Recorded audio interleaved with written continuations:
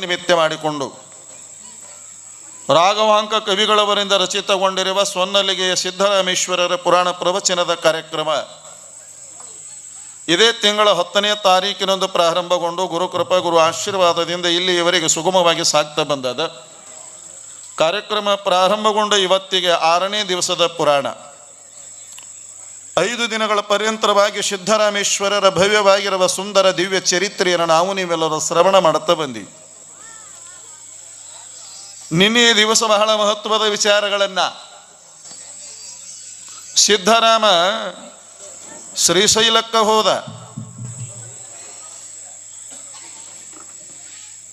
ಮಲ್ಲಯ್ಯ ಸಿಗದೇ ಇರುತ್ತಿರುವಾಗ ಎತ್ತರದ ಮೇಲೆ ಹೋಗಿ ನಿಂತು ಕಮರಿ ಒಳಗ ಮಲ್ಲಯ್ಯ ನೀ ಬಾರದೆ ಇದ್ದರ ನಾಯಿನ್ನೇನು ಇದ್ದು ಪ್ರಯೋಜನ ಅಂತ ಎತ್ತರದ ಮೇಲೆ ನಿಂತು ಕಮರಿ ಒಳಗ ಬೀಳುವಾಗ ಶಿವಪಾರ್ವತಿಯರು ಬಂದು ಸಿದ್ದರಾಮನನ್ನ ಕೈ ಹಿಡಿದು ಕರ್ಕೊಂಡು ಬಂದು ತದನಂತರ ಸಿದ್ದರಾಮನಿಗೆ ಕರ್ಣಕುಂಡಲಗಳನ್ನು ಯೋಗದಂಡವನ್ನು ಕೊಟ್ಟು ಭೈರವರನ್ನು ಕರೆದು ಹೇಳ್ತಾರ, ಹೋಗು ಶ್ರೀಶೈಲ, ಎಲ್ಲ ಶ್ರೀಶೈಲವನ್ನು ತೋರಿಸಿಕೊಂಡು ಬಾ ಅಂತ. ಎಲ್ಲ ಶ್ರೀಶೈಲವನ್ನು ತೋರಿಸಿಕೊಂಡು ಬಂದರು. ಎಲ್ಲಿ ಏನು ಕಂಡಿ ಅಂತ ಕೇಳಿದಾಗ ಎಲ್ಲ ಕಡೆಗೂ ನೀನೇ ಕಾಣುವಾಗ ಇನ್ನೇನು ಹೊಸತನ ಕಾಣಲಿ ಎಂದವ. ನಿನ್ನ ಬಿಟ್ಟರೆ ನನಗೇನೂ ಇಲ್ಲ. ಮೆಚ್ಚಿದೆ ಎಂದು ಹೇಳಿ ಶಿವ ಗುರುವಾಗಿ ಸಿದ್ದರಾಮನಿಗೆ ಇಷ್ಟಲಿಂಗ ಧಾರಣೆಯನ್ನು ಮಾಡಿದರು. ಗುರುವಿನ ಹಸ್ತದಿಂದ ಲಿಂಗ ಧಾರಣೆಯಾದ ಮೇಲೆ ಶಟಸ್ಥಲ, ಪಂಚಾಚಾರ, ಅಷ್ಟಾವರಣಗಳನ್ನು ಸಿದ್ದರಾಮನಿಗೆ ಉಪದೇಶವನ್ನು ಮಾಡಿ ಇನ್ನು ನಿನ್ನ ಸೊನ್ನಲಾಪುರಕ್ಕೆ ನೀವು ಹೋಗು ಅಂತ ಹೇಳಿದಾಗ ಹೋಗಕ್ಕೆ ವಲ್ಯ ಅಂದವ. ಎಲ್ಲಾನು ನೀನೇ ಆಗಿರುವಾಗ ಅಲ್ಲೇನು ಹೋಗಿ ನಾ ಮಾಡಲಿ, ನಾವು ಅಲ್ಲೇ ಅಂದ. ಇಲ್ಲ, ನಿನಗಾಗಿ ನಿನ್ನ ತಂದೆ ತಾಯಿಗಳು ದಾರಿ ನೋಡ್ಲಿಗತ್ತಾರ ಸಿದ್ದರಾಮ, ನೀ ಹೋಗಲಿ ಅಂದ. ನಾನಿನ್ನು ಬಿಟ್ಟು ಹೋಗಂಗಿಲ್ಲ ಅಂತ ಹೇಳಿದಾಗ ಮಲ್ಲಯ್ಯ ಹೇಳ್ತಾನೆ, ಸಿದ್ದರಾಮ ನಾನು ನಿನ್ನ ಸೊನ್ನಲಾಪುರಕ್ಕೆ ಬರ್ತೀನಿ, ಹೋಗು. ಹ್ಯಾಂಗ ಬರ್ತಿ ಅಂದ. ಗುಡುಗು ಸಿಡಿಲು ಮಳೆ ಮಂದಾರ ಪುಷ್ಪದ ಗಿಡದ ಕೆಳಗಡೆ ನಾ ಲಿಂಗ ರೂಪವಾಗಿ ಇರುತ್ತೀನಿ ಅಂದ. ಯಾಕಾಗೋವಲ್ಲದು, ಯಾಕಂತ ಅಷ್ಟೊತ್ತಿಗೆ ಅಣ್ಣ ಬೊಮ್ಮಣ್ಣ ಕರೀಲಿಕ್ಕೆ ಬಂದಿದ್ದ. ಸಿದ್ದರಾಮ ಅಣ್ಣನ ಜೊತೆಗೆ ಹೊರಟು ಸೊಲ್ಲಾಪುರಕ್ಕೆ ಬಂದಾನ. ಮುಂದೊಂದು ದಿವಸ ಮಳೆಗಾಳಿ ಸಿಡಿಲು ಮಿಂಚು ಅರಬಟಿಸುತ್ತಿರುವಾಗ ಬಂದ ನನ್ನ ಶ್ರೀಗಿರಿ ಮಲ್ಲಯ್ಯ ಅಂತ ಅಣ್ಣನ ಕರ್ಕೊಂಡ ಸಣ್ಣಗೆ ಜಿಟಿ ಮಳೆ ಒಳಗನ ಬಂದು ನೋಡ್ತಾನ. ಏನು ಮಂದಾರ ಪುಷ್ಪದ ಕೆಳಗಡೆ ಲಿಂಗ ರೂಪವಾಗಿ ಶ್ರೀಗಿರಿಯ ಮಲ್ಲಯ್ಯ ಬಂದು ಕುಂತಾನ. ಇದೇ ನನ್ನ ಮಲ್ಲಯ್ಯ ಅಂತ ಹೊತ್ಕೊಂಡು ಮನೆಗೆ ಹೋಗಿ ಮನೆಯೊಳಗೆ ಇಟ್ಟು ನಿತ್ಯ ಪೂಜೆಯನ್ನು ಮಾಡ್ಲಿಕ್ಕತ್ತಾನೆ. ಪೂಜೆಯನ್ನು ಮಾಡುತ್ತಿರುವಾಗ ಮನೆಯಲ್ಲಿ ವಿಚಾರಗಳು ಬೇರೆ ಆಗುತ್ತಾವೆ. ಸಿದ್ದರಾಮ ಶ್ರೀಗಿರಿ ಮಲ್ಲಯ್ಯನ ಸ್ವರೂಪವಾಗಿರುವ ಲಿಂಗ ಪೂಜೆ ಮಾಡಿದರೆ ಮನೆಯವರು ಮನಿದೇವರಾಗಿರುವ ಆ ಧೂಳಿ ಮಾಂಕಾಳನ ಪೂಜೆಯನ್ನು ಮಾಡುತ್ತಿರುವಾಗ ನಾನಿಲ್ಲಿ ಇರೋದು ಸರಿಯಲ್ಲ ಅಂತೇಳಿ ಊರು ಹೊರಗಡೆ ಹೋಗಿ ಅಣ್ಣನ ಕರ್ಕೊಂಡು ಹೋಗ್ತಾರೆ. ಹೋಗಿ ಅಲ್ಲಿ ಒಂದು ಕುಟಿನ ನಿರ್ಮಾಣ ಮಾಡಿಕೊಂಡು ಅಲ್ಲಿ ಲಿಂಗವನ್ನು ಇಟ್ಟು ನಿತ್ಯ ಪೂಜೆಯನ್ನು ಮಾಡುತ್ತಿರುವಾಗ ರಾಣಿ ಚಾಮಲಾದೇವಿ, ನನ್ನಪ್ಪ ದೊರೆ ಅಂತ ದೊರೆಗಳ ಧರ್ಮಪತ್ನಿಯಾಗಿರುವ ಚಾಮಲಾದೇವಿಯ ಸ್ವಪ್ನಕ್ಕೆ ಯಾವ ಶಿವ ಬಂದು ಹೇಳ್ತಾನ, ಸಿದ್ದರಾಮನಿಗೆ ಗುಡಿ ಕಟ್ಟಲಿಕ್ಕೆ ಭೂಮಿಯನ್ನು ದಾನ ಕೊಡುವುದು. ಇಷ್ಟು ಹೇಳಿ ಅದೃಶ್ಯನಾದ ಮೇಲೆ ಹಿಂದೊಮ್ಮೆ ಜಗದ್ಗುರು ರೇವಣಸಿದ್ದೇಶ್ವರರು ಈ ಮಾತನ್ನು ನನಗೆ ಹೇಳಿದರು. ಸತ್ಯ, ಹೋಗಬೇಕು ಅಂತ ಬೆಳಗಾಗಿ ಸ್ನಾನ ಪೂಜೆಯನ್ನು ಮಾಡಿಕೊಂಡು ಪತ್ರ ಸಮೇತವಾಗಿ ಸಿದ್ದರಾಮನಲ್ಲಿಗೆ ಬಂದು ಪತ್ರವನ್ನು ಇಟ್ಟು, ಯಪ್ಪ ಶಿವನಪ್ಪಣೆ ಆಗ್ಯದ, ಈಗ ಈ ಭೂಮಿ ನಿನಗೆ ದಾನ ಕೊಟ್ಟೀನಿ ಅಂತ ಹೇಳಿ, ಮತ್ತಿನ್ನೇನಾದರೂ ಸೇವಾ ಬೇಕು ಅಂದರೆ ಹೇಳಿಯಪ್ಪ, ನಾ ಬಂದು ಸೇವಾ ಮಾಡ್ತೀನಿ ಅಂತ ರಾಣಿ ಚಾಮಲಾದೇವಿ ಹೇಳಿದ ಮೇಲೆ ಮುಂದೆ ಆಯಿತು, ಜಾಗಂತೂ ಆಗ್ಯದ. ಬೊಮ್ಮಣ್ಣ ಕೇಳ್ತಾನ, ಗುಡಿ ಯಾವಾಗ ಕಟ್ಟೋದು, ರೊಕ್ಕ ಬೇಕಲ್ಲಂದ. ಗುಡಿ ಕಟ್ಟಕ್ಕೆ ರೊಕ್ಕ ಬೇಕು ಅಲ್ಲ ಅಂತ ಹೇಳಿದಾಗ ಸಿದ್ದರಾಮ ಹೇಳ್ತಾನೆ, ಬಾ ಇಲ್ಲಿ ಅಂತ ಅಡಿಗಲ ಸಮಾರಂಭಕ್ಕೆ ಪೂಜೆ ಮಾಡ್ಯಾರ, ತೆಗಿ ಇಲ್ಲಿಂದನೇ ಪ್ರಾರಂಭ ಆಗಲಿ ಅಂತ ತೆಗದಾರ. ಸಿರಿ ಸಂಪತ್ತು ವೈಭೋಗ ತುಂಬಿದ ಒಂದು ಹಾಂಡೆ ಅಲ್ಲಿ ದೊರೆತ ಮೇಲೆ ಇವ ನೋಡು ಶಿವನೇ ಕೊಟ್ಟಾನ ಇಲ್ಲಿ ಅಂತ ಹೇಳಿ ನಾನಾ ಶಿಲ್ಪಿಗರನ್ನು ಬರಮಾಡಿಕೊಂಡ್ರು. ಎಲ್ಲ ಕಲ್ಲುಗಳನ್ನು ತಗೊಂಡು ಬಂದರು. ಕಟ್ಟಡ ಪ್ರಾರಂಭವಾಗ್ಯದ. ಕಟ್ಟಡ ಪ್ರಾರಂಭ ಆತ್ರಿ. ಏನು ನಾನಾ ವಿಧವಾಗಿರುವ ಚಿತ್ರಗಳನ್ನು ಬಹುಶಃ ನೀವು ಸೊಲ್ಲಾಪುರಕ್ಕೆ ಹೋದಾಗ ಸಿದ್ದರಾಮೇಶ್ವರನ ಕಟ್ಟಿದ ಮಂದಿರವನ್ನು ಇವತ್ತು ನೀವು ನೋಡ್ಲಿಕ್ಕತ್ತೀರಲ್ಲ, ಇದು ಸ್ವತಃ ಸಿದ್ದರಾಮೇಶ್ವರನೇ ಕಟ್ಟಿದ್ದು. ಹಲವಾರು ಜನ ಬರ್ತಾರೆ. ಬಂದ ಮೇಲೆ ಭವ್ಯವಾಗಿರುವಂತಹ ಗುಡಿ ಕಟ್ಟಡ ಯಾವಾಗ ಪ್ರಾರಂಭ ಆಗ್ಯದ, ಇಲ್ಲಿ ವಿಶೇಷ ಲಿಂಗ ಸ್ಥಾಪನೆಗೆ ಋಷಭಾಚಾರ್ಯ ಬರ್ತಾನ ಅಂತ ಹೇಳಿದರು. ಆಗಲಿ ಅಂತ ಒಪ್ಪುಕೊಂಡಾನೆ. ಆ ಗುಡಿ ಕಟ್ಟಡದ ಪ್ರಾರಂಭಕ್ಕೆ ಒಂದು ಗೋಮಾತ ಗಂಡು ಕರುವನ್ನು ಹಾಕ್ಯಾದೆ. ಇಲ್ಲಿ ಕರು ಬೆಳೆಯಕತ್ತಾದ, ಅಲ್ಲಿ ಗುಡಿ ಭವ್ಯವಾಗಿ ನಿರ್ಮಾಣವಾಗಲಿಕತ್ತಾದ. ಆ ಗುಡಿ ಭವ್ಯವಾಗಿ ನಿರ್ಮಾಣವಾಗಿ ಕೆಲವೇ ದಿನಗಳ ಒಳಗೆ ಗುಡಿ ಕಟ್ಟಡ ನಿರ್ಮಾಣ ಮುಗೀತು. ಮುಗಿದ ಮೇಲೆ ಮುಂದೆ ಲಿಂಗಸ್ಥಾಪನಕ ಪಂಡಿತಾರಾಧ್ಯರ ಆಗಮನ ಆಗ್ಯಾದ, ವೃಷಭಾಚಾರ್ಯರ ಆಗಮನ ಆಗ್ಯಾದ. ಮೊದಲಿಗೆ ಗುಡಿ ಒಳಗೆ ಪ್ರವೇಶ ಅಂತಂದರೆ ಗುಡಿ ಕಟ್ಟಡ ಸಮಯದೊಳಗೆ ಏನು ಗೋಮಾತ ಕರುವನ್ನು ಹಾಕಿತ್ತೋ ಅದೇ ನಂದಿನಾಥ ಅಂತ ತಿಳ್ಕೊಂಡು ಅದೇ ಗೋಮಾತೆಯನ್ನು, ಅದೇ ನಂದಿಯನ್ನು ಪ್ರಪ್ರಥಮ ಬಾರಿಗೆ ಗುಡಿ ಒಳಗೆ ಪ್ರವೇಶ ಮಾಡಿಸ್ತಾರ. ನೀವು ಮನಿ ಶಾಂತಿಗೆ ಆಕಳ ತರ್ತೀರಿ ಇಲ್ಲಿ, ಮನಿ ಶಾಂತಿ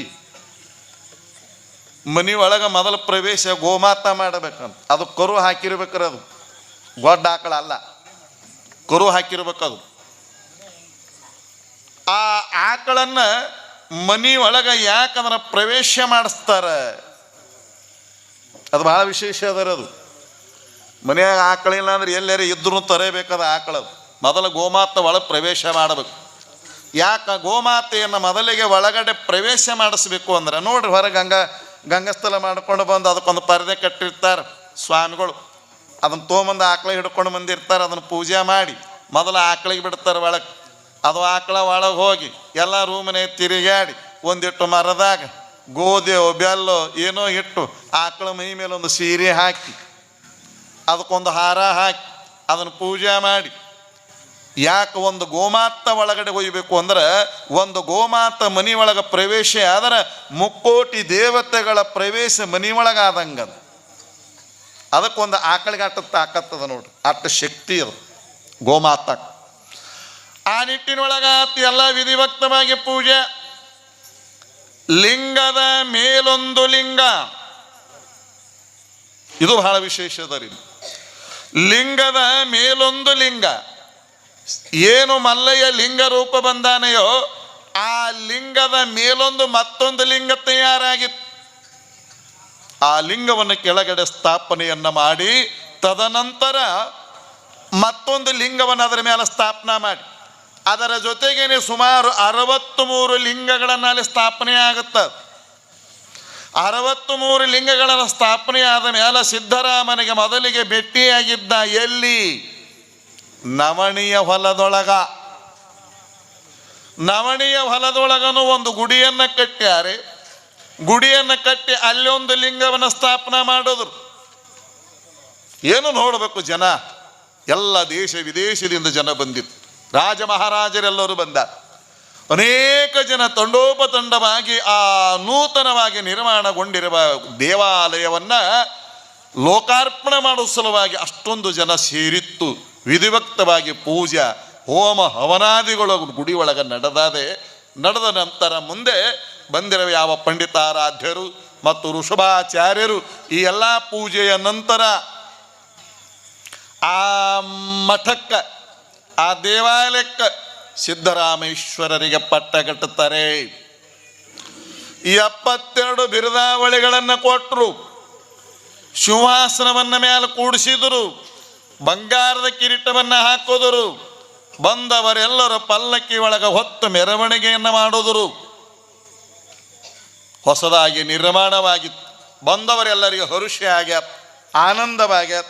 ಬಂದ ಭಕ್ತರೆಲ್ಲರೂ ಭವ್ಯವಾಗಿರುವ ಮಂದಿರ ಅಂತ ಹೇಳಿ ಏನು ಜನ ದರ್ಶನ ಮಾಡ್ಕೊಂಡು ಹೋಲಕತ್ತರು. ಮುಂದೆ ಇದನ್ನೆಲ್ಲ ಮುಗಿದ ಮ್ಯಾಲ ಸಿದ್ಧರಾಮೇಶ್ವರರು ಆ ಕ್ಷೇತ್ರದಲ್ಲಿ ಏನನ್ನ ನಿರ್ಮಾಣ ಮಾಡಿದರು ಅಂತಂದರೆ ಗೋಶಾಲ ನಿರ್ಮಾಣ ಮಾಡಿದ್ರು. ಗೋಶಾಲೆ ಸಿದ್ಧರಾಮೇಶ್ವರ ಅಂದು ಮಾಡ್ಯಾರ. ಗೋಶಾಲ ಆಕಳುಗಳನ್ನು ತಂದು ಕೊಟ್ಟುದರು. ದಾಸೋಹ ಪ್ರಾರಂಭ. ಬರುವ ಭಕ್ತರೆಲ್ಲರೂ ಬಂದು ದಾಸೋಹಕ್ಕೆಲ್ಲ ದವಸ ಧಾನ್ಯಾದಿಗಳನ್ನು ತಂದು ಕೊಳ್ಳೆಗತ್ತಾರ. ಅನೇಕ ಜನ ಶಿಷ್ಯ ಬಳಗ ತಯಾರ. ಸಾವಿರ ಶಿಷ್ಯ ಬಳಗ ನಿರ್ಮಾಣವಾಗ್ಯಾರ. ಮಠದಾಗ ಏನು ದಾಸೋಹ ಮಾಡೋರು, ಸೇವಾ ಮಾಡೋರು, ಬಂದವರಿಗೆಲ್ಲ ಪ್ರಸಾದ ನೀಡೋರು, ಇದನ್ನೆಲ್ಲ ಸಿದ್ಧರಾಮೇಶ್ವರರು ಅದನ್ನು ಪ್ರಾರಂಭಿಸಿದರು. ಪ್ರಾರಂಭಿಸಿರುವಂಥ ಪ್ರಸಂಗ ಒಮ್ಮೆ ಏನಾಗ್ತದೆ, ಸಿದ್ದರಾಮೇಶ್ವರರು ಮಧ್ಯರಾತ್ರಿ ಒಳಗ, ಮಧ್ಯರಾತ್ರಿಯಲ್ಲಿ ಸಿದ್ದರಾಮೇಶ್ವರದ ವಿಶೇಷ ಏನಂತಂದ್ರೆ ನಡೆದ್ರೆ ಹೆಜ್ಜೆ ಇಲ್ಲ, ನಿಂತರ ನೆರಳಿಲ್ಲ, ಕಣ್ಣಿನ ರೆಪ್ಪೆ ಬಡಿಯಲಿಲ್ಲ, ನಿದ್ದೆ ಇಲ್ಲ, ಪ್ರಸಾದ ಇಲ್ಲ. ಇದು ಹೆಂಗ? ಪ್ರಸಾದ ಇಲ್ಲ, ನಿತ್ಯ ತೃಪ್ತ, ನಿದ್ದೆನೂ ಇಲ್ಲ. ಹೀಗಾಗಿ ಜನ ಬಹಳ ಅಪಾರವಾಗಿ ಸಿದ್ದರಾಮೇಶ್ವರನನ್ನು ನಂಬಿ ಅವರ ಸೇವೆಯನ್ನು ಮಾಡಲಿಕ್ಕತ್ತಾರೆ. ಮಧ್ಯರಾತ್ರಿ ಒಳಗ ಸೊನ್ನಲ್ಲಿಗೆ ಆ ಲಿಂಗಗಳ ದರ್ಶನವನ್ನು ಮಾಡಿಕೊಂಡು ಸಿದ್ದರಾಮೇಶ್ವರರು ಬರುತ್ತಿರುವಾಗ ಆ ವೇಳೆಯಲ್ಲಿ ಏನಾಗ್ಯದ, ಚಂಡಭೈರವ, ಮಾಕಾಳ, ಅಷ್ಟಭೈರವರು ಶಿವನಪ್ಪಣೆಯ ಪ್ರಕಾರ ಧರೆಗಿಡದ ಬಂದು ಸಿದ್ದರಾಮನ ಎದುರಿಗೆ ನಿಂತಾರ. ಸಿದ್ದರಾಮೇಶ್ವರರು ಕೇಳ್ತಾರೆ, ಯಾರು ನೀವು, ಯಾಕೆ ಬಂದೇರಿ, ಏನು ಬೇಕಾಗ್ಯದಂತ ಕೇಳುವಾಗ ಆಗ ಹೇಳ್ತಾನೆ ಚಂಡಭೈರವ, ಇಲ್ಲ ನಮಗೆ ಶಿವನಪ್ಪಣೆ ಆಗ್ಯದೆ, ಸೊನ್ನಲಿಗೆಯ ಪುರವನ್ನು ಕಾವಲಿಗಾಗಿ ನಮ್ಮನ್ನು ಕಳಿಸಿಕೊಟ್ಟಾರ, ಹೇಳ್ರಿ ಎಲ್ಲೆಲ್ಲಿ ಹೋಗಿರಬೇಕು ಹೇಳ್ರಿ ಅಂತ ಹೇಳಿದಾಗ ಎಲ್ಲ ಸೊಲ್ಲಾಪುರದ ಏನು 8 ದಿಕ್ಕುಗಳಿಗೇನೆ ಅವರನ್ನು ಕಾವಲಾಗಿ ಇಟ್ಟರು. ಅವರು ರಕ್ಷಣೆ ಮಾಡ್ಲಾಗತ್ತಾರ ಸೊಲ್ಲಾಪುರವನ್ನು. ಅವರು ಹೋದ ಮೇಲೆ ಲಕ್ಷ್ಮಿ ಬರ್ತಾಳ್ರಿ. ಲಕ್ಷ್ಮಿ ಬಂದು ಸಿದ್ದರಾಮೇಶ್ವರಿಗೆ ನಮಸ್ಕಾರ ಮಾಡಿ ಕೈ ಮುಕ್ಕೊಂಡು ಮುಂದೆ ನಿಂತಾಳೆ. ಸಿದ್ದರಾಮೇಶ್ವರ ಮಹಾತ್ಮ, ನನಗೂ ಇಲ್ಲಿ ಇರಾಕ ಜಾಗ ಕೊಡು, ನನಗೂ ಇಲ್ಲಿ ಇರಾಕ ಜಾಗ ಕೊಡು, ನಾ ಇಲ್ಲೇ ಇರ್ತೀನಿ. ಸಿದ್ದರಾಮೇಶ್ವರರು ಹೇಳ್ತಾರೆ ಏನಂತ,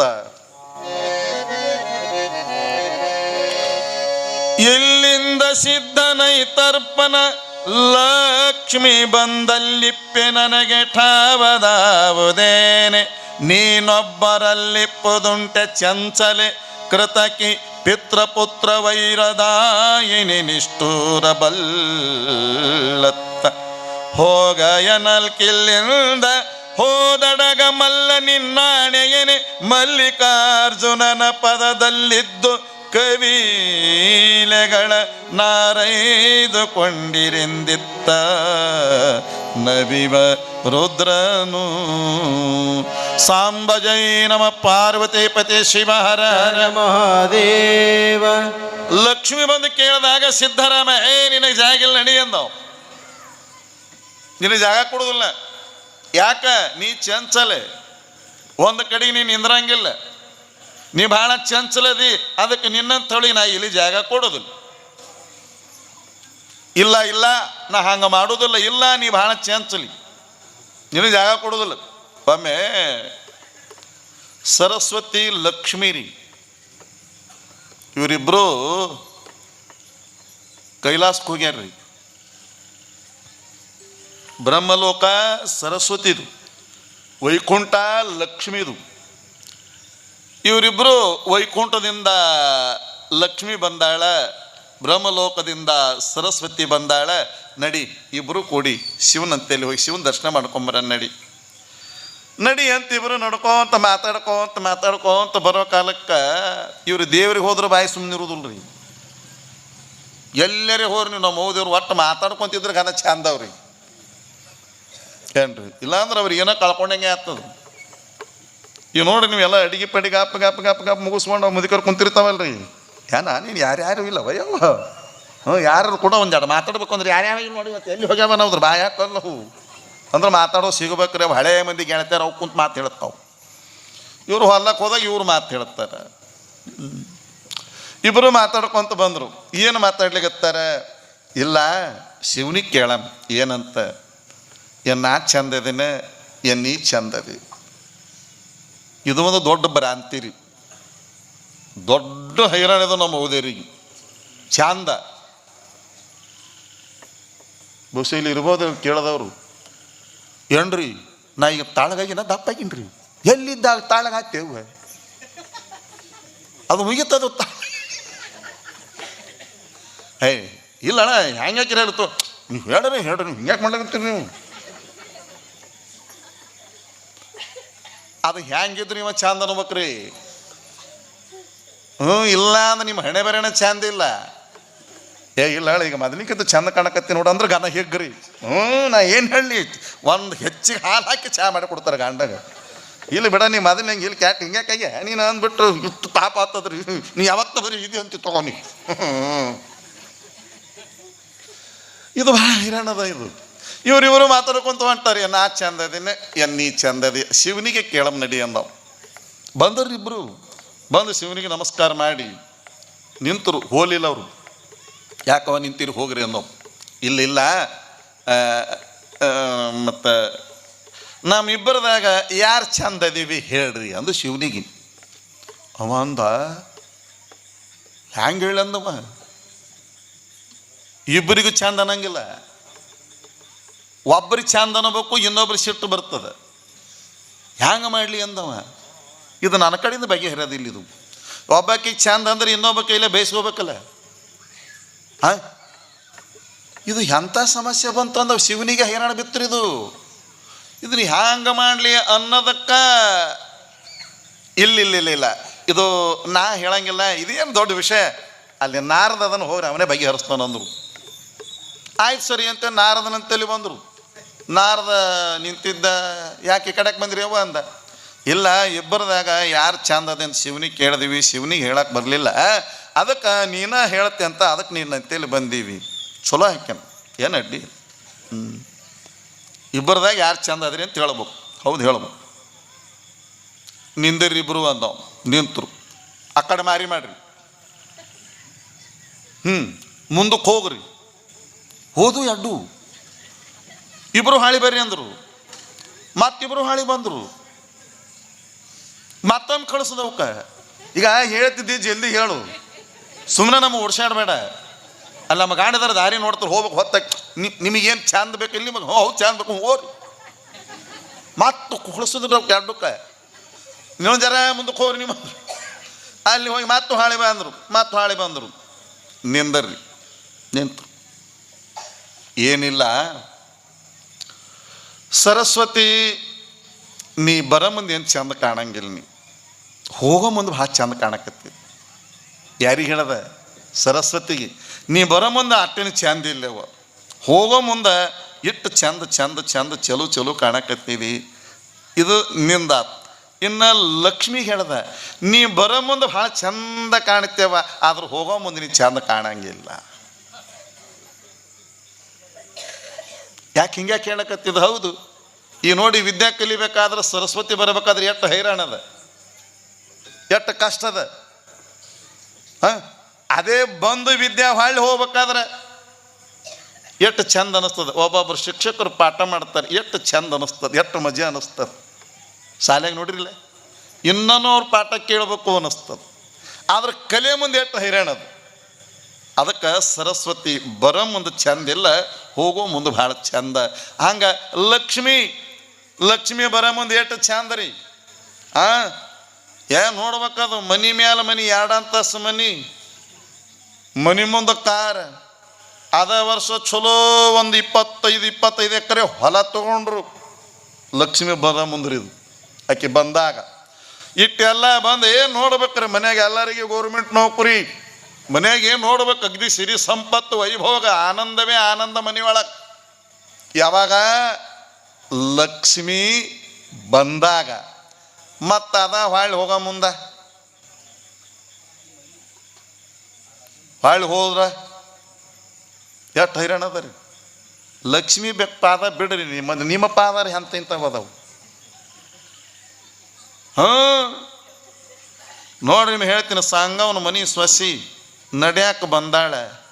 ಯವ್ವ ಬಂದು 1 ವರ್ಷದಾಗ ಟ್ಯಾಕ್ಟ್ರಿ ತೊಗೊಂಡ್ರು. ಅದ ವರ್ಷನೇ 2 ಬೈಕ್ ತೊಗೊಂಡ್ರು. ಏನು ನೋಡ್ಬೇಕ್ರಿ, ಅದೇ ವರ್ಷ ಹೊಲ ತೊಗೊಂಡ್ರು. ಏನು ಭಯಂಕರ ಮನಿ. ಅವಾಗ ಮಾತಾಡ್ತಾರ್ರಿ, ಅದ್ರದ್ದು ಏನು ಹೇಳ್ತಾ ಅಂಜಣ ಸಾಂಗ ಮೊದಲು ಪುಂಡಿ ಪಲ್ಲೆ ಸಿಕ್ಲೈತಿ ಎಲ್ಲೋ. ಎಲ್ಲ ಸೊಸೆ ಕಾಲ್ಗುಣ ಅದು. ಲಕ್ಷ್ಮಿ ಬಂದೈತಿ. ಈಗ ನೋಡಿದ್ರೆ ಮುಂದೆ ಆಯ್ತು ಮಾತಾಡ್ಸಿಲ್ಲ ನೀನು. ಏನು ಹೇಳ್ತಂದ್ರೆ ಎಡ ಹತ್ತಲಿ. ಮೊದಲು ನಾನು ಕೂಡ ಕಸಕ್ಕೆ ಬಂದಾಳಾಕಿ. ಇದು ಶುರು ಇನ್ನು ಹೌದಿಲ್ಲಪ್ಪ? ಮತ್ತು ಆ ಮುಂದಲ ಮನಿ ಬಸವನ ಮನಿ ಸೊಸಿ ಬಂದದ, ಮ್ಯಾರದ ಮನಿ ತಾನ. ಆ ಸೊಸಿ ಬಂದ ವರ್ಷದಾಗನ ಟ್ಯಾಕ್ಟ್ರಿ ಆಕ್ಸಿಡೆಂಟ್ ಆತ್ರಿ. ಕಬ್ಬಿನ ಹೊಲಕ್ಕೆ ಬೆಂಕಿ ಹತ್ತು. ಹ್ಞೂ ಅಂತ ಹತ್ತಿ ಹಾಕ್ಯಾರ, ಬಿಡ್ದಂಗ ಮಳೆ ಹತ್ತಿ ಮುಳಿ ಹೊತ್ತು ನೀರಾಕ. ಸಾಲ ಮಾಡ್ಲಿಕ್ಕತ್ರು. ಮನ್ಯಾಗ ನ್ಯಾಮದಿಲ್ಲ, ಒಬ್ಬರು ತಪ್ಪರು ಒಬ್ಬರು ಆರಾಮ್ ಹಾಸಿಗಿಡ ಮಕ್ಕಳವು. ಭಾಳ ಹೈರಾಣಕ್ಕೆ ಬತ್ರಿ ಮನಿ. ಏರಿದ ಮನಿ ಹಿಡಿಯಾಕತ್ತು. ಯಾರ ಹೆಸರು ಹೇಳ್ತೀರಿ ನೀವು? ಸೊಸಿ ಮೇಲೆ ಹಾಕದು ಬತ್ತವ ಕರಿಗಾಲಿಂದ ಅದ್ರ ಬಾಯ ಹಾಕೋದು. ಯವ್ವ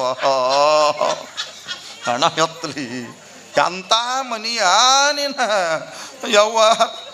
ಏನು ಮ್ಯಾರದ ಮನಿಯ? ಅವ್ ಕಪ್ ಚಾ ಕುಡಿಯಕ್ಕೆ ಸಿತ್ತ ಯಾರು ಕರ್ಲಾರ್ದಂಗೆ ಮಾಡಿಟ್ಟತ್ತೆ. ಅದು ಸೊಸಿ ಕಾಲು ಮುಡಿ ಅವ ಕ್ಯಾಟ ಸುಮಾರು ಬಂದ. ಹೆಂಗಾರು ನೋಡಿ ತಂದ್ರೆ ನಿಮ್ಮ ಪಂಚ ಚಂದ ಕೇಳ್ಬೇಕಿಲ್ಲ ನೀವು? ನಾ ಯಾಕಿದನ್ನು ಹೇಳಕತ್ತೀನಿ ಅಂದ್ರೆ ನಿಮ್ಮ ಪಾದದಾಗ ಎಟ್ಟು ತಾಕತ್ತ. ಅದಕ್ಕೆ ಒಂದು ಮನೆಗೆ ಹೆಣ್ಣು ತರಬೇಕಾದ್ರೆ ಯಾಕೆ ಹಿರಿಯರು ವಿಚಾರ ಮಾಡ್ತಾರಂದ್ರೆ, ಅದು ಬರೀ ಹೆಣ್ಣು ಮನೆಗೆ ಬರಬೇಕಾದ್ರೆ ಹ್ಯಾಂಗ ಬರ್ಬೇಕಂದ್ರೆ ಸಂತಾನ ಲಕ್ಷ್ಮಿಯಾಗಿ ಬರಬೇಕು, ಅನ್ನಪೂರ್ಣೇಶ್ವರಿಯಾಗಿ ಬರಬೇಕು. ಮನ್ಯಾಗ ಲಕ್ಷ್ಮಿ ಓಡಾಡ್ದಂಗೆ ಆಗಬೇಕು, ಸಂಪತ್ತು ಲಕ್ಷ್ಮಿಯಾಗಿ ಬರಬೇಕು, ವಿದ್ಯಾಲಕ್ಷ್ಮಿಯಾಗಿ ಬರಬೇಕು. ಅದಕ್ಕೆ ಹಿಂದಲಿ ಹಿರಿಯರು ಅದನ್ನೆಲ್ಲವನ್ನು ಶಾಸ್ತ್ರೋಕ್ತ ಮಾಡಿ ಕನ್ಯಾ ತರುತ್ತಿದ್ದರ್ರಿ. ಅವ್ರು ಬಂದು ಮನಿತನ ಇವತ್ತಿಗನ ಎಷ್ಟು ಚಂದ ಅದಾವ, ಎಷ್ಟು ಚಂದ ಅದಾವು. ಅದಕ್ಕೆ ಇಲ್ಲಿ ಹೇಳಕ್ಕೆ ಕಾರಣ ಇಷ್ಟೇ ಅದ, ಲಕ್ಷ್ಮಿ ನೀ ಚಂಚಲೆ ಅದಿ, ಲಕ್ಷ್ಮಿ ನೀ ಚಂಚಲೆ ಅದಿ, ನಿನ್ನ ಜಾಗ ಕೊಡಂಗಿಲ್ಲ ಬ್ಯಾಡ. ಮತ್ತೆ ಪರಿಪರಿಯಾಗಿ ಲಕ್ಷ್ಮೀ ದೇವಿ ಕೇಳಕತ್ತಾಳ, ಇಲ್ಲ ಇಲ್ಲ ನಾ ಹಾಗೇನಿಲ್ಲ, ನೀವು ಯಾವ ಜಾಗ ತೋರಿಸ್ತೀರಿ ನಾನು ಅಲ್ಲಿ ಶಾಶ್ವತವಾಗಿ ಉಳಿತೀನಿ ಅಂತ ಹೇಳಿದಾಗ, ಸಿದ್ದರಾಮೇಶ್ವರರು ಮಲ್ಲಿಕಾರ್ಜುನ ಸನ್ನಿಧಿ ಒಳಗೆ ನೀ ಇರಬೇಕಾದ್ರೆ ಆ ಗೋಮಾತ ಏನು ಗೋಶಾಲೆ ಅದ ಅಲ್ಲಿ ಹೋಗಿ ನೀ ಇರು, ನಿನಗೆ ಅದೇ ನಿನ್ನ ಜಾಗ ಅಂತ ಹೇಳಿದಾಗ ಆಗಲಿ ಅಂತ ಸಂತೋಷವಾಗಿ ಲಕ್ಷ್ಮೀ ಆ ಗೋಶಾಲೆ ಒಳಗೆ ಹೋಗಿ ಶಾಶ್ವತವಾಗಿ ಅಲ್ಲಿ ನೆಲೆ ಊರಿ ನಿಂತಾಳೆ.